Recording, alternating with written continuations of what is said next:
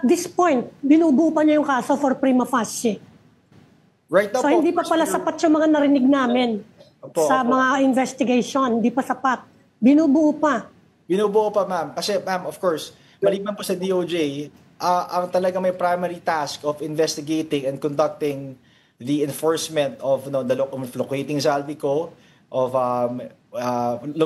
locating his whereabouts, is within the domain of law enforcement po, the PNP, mga police.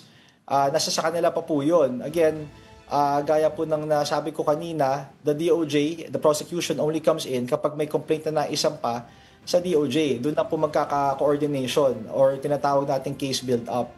So, I mean, a lot of it is bureaucratic ang issue. But the bureaucratic problems only stem from the fact na the person we are seeking or is sought after is not even within the territorial jurisdiction of all these agencies. Kasi iniisip ng mga tao si Arnolfo Tevez eh. Bakit siya? Nagtago na nagtago pero napile ng kaso. Iba po kasi, case to case po yan, ma'am, it's like comparing apples to oranges, kahit pareho pang prutas, iba naman po kasi yung lasa, iba yung nature. So, mahirap po mag-speculate.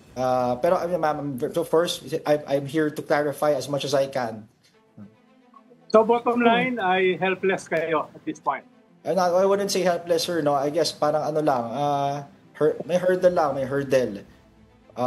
Helpless kasi is parang defeatist yung mindset eh.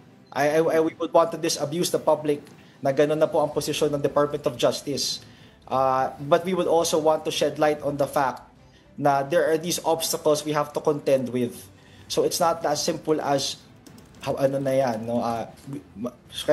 susugurin namin, di ba? As much as we would like to say na makukulong ang kailangan makulong, sometimes it's not as simple as that. There are hurdles you have to contend. Yes, pero sa pagkakapresent mo ng hurdles, parang Mount Everest eh. Hindi naman po. Pero sir, sa pagkakapresent mo with that analogy, sir, ang Mount Everest naakyat pa rin. Naakyat pa rin ang Mount Everest. Ayan Kasi pati si Alice Go, nagtago si Alice Go, nahuli. May nabuo naman kayong kaso sa kanya. Sir, let me put it this way, sir. Are we anywhere near the filing of a case against Zaldico? Are we anywhere near? I'm talking about the next few days or the next few weeks. Sir, okay, if I'm being frank, not yet. No, not yet. Malayo pa? Malayo pa, sir? Hindi naman po siya malayo pa, no? But it's not, again, as with the analogy kanina of sir, is Mount Everest, it's still climbable. We're doing our best. We have explained itong mga obstacles, so at least there's a clear picture of what we're facing.